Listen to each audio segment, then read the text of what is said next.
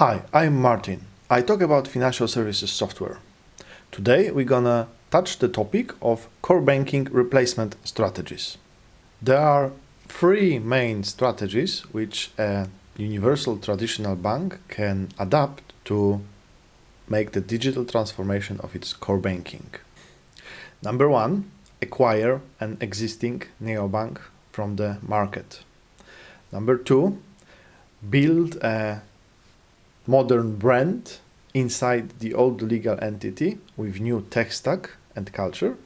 And number three, implement a digital transformation program of the existing bank.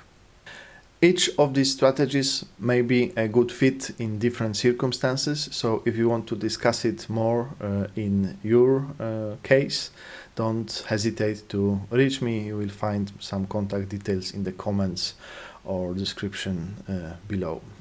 So let's start with the first one.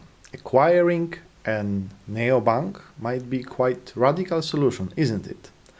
There are some neobanks like Revolut, N26, and as of today, beginning of 2023, most of them are under water in terms of making profit. And I sometimes think that actually their exit strategy is to be bought by some Jurassic World bank.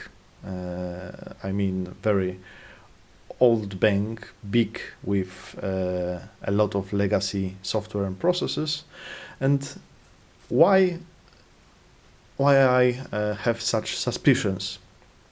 Because if the IT landscape of a large organization evolved during dozens of years, no one in the end knows how it all works. It's very complex.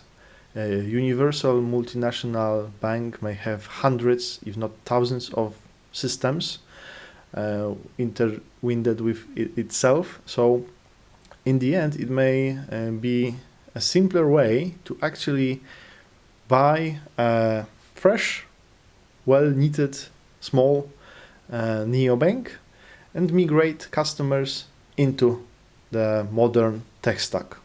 That's a radical solution, probably an option for banks which have, let's say, neglected or not neglected IT landscape with a lot of legacy software, and it might be worth taking into consideration if it not would be the actually cheaper and faster way to get the transformation done. Second way of doing that is establishing a brand, neo-brand, inside the legal entity or charter of an existing bank. And there are multiple examples, case studies of such way around the world.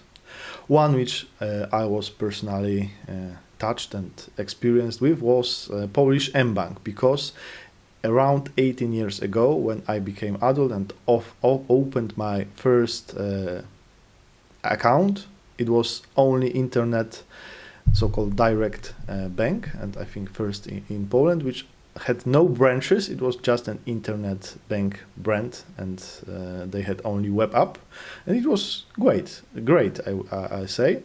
And mBank that time was, I think, an existing brand of Bre Group, which earlier served entrepreneurs, but they, let's say, changed their segment and they're offering the product to also retail, to be an internet only bank.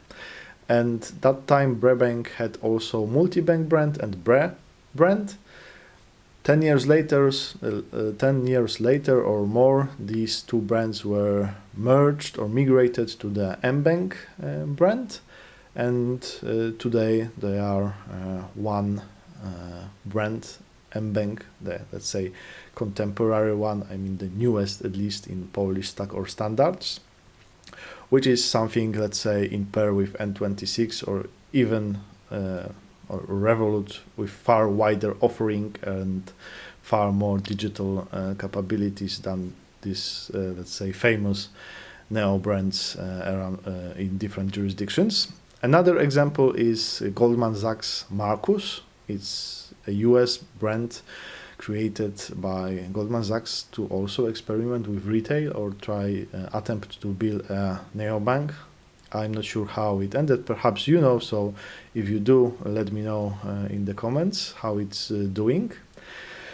And probably there are multiple examples like this around the world. Let me know in the comments below if you know examples from your region or your jurisdictions. I'm really curious to learn about them.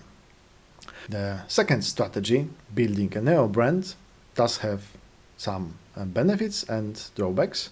So it does allow you to build a new culture and new tech stack within existing legal entity and provide some security because it has a different brand in eyes of your customers. It doesn't also require some investment or capital to acquire a third party. So it's an interesting mix of drawbacks and benefits. Also, if you want to discuss if it's a viable way for you, don't hesitate to reach me.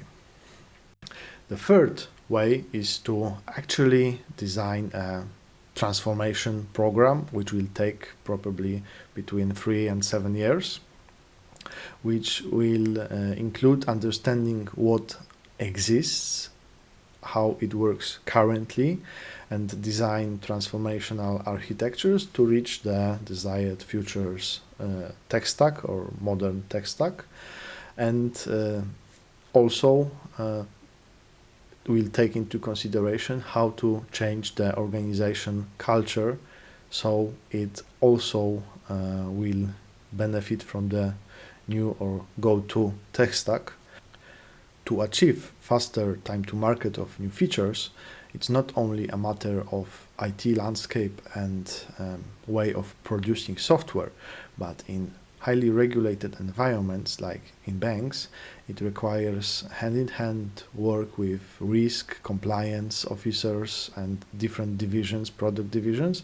And if the cultural and organization part won't adjust to be able to deliver quickly and work in agile way, iteratively, using the, let's say, opportunities delivered by modern tech stack, you probably won't get what you are looking for. So, for example, faster time to market.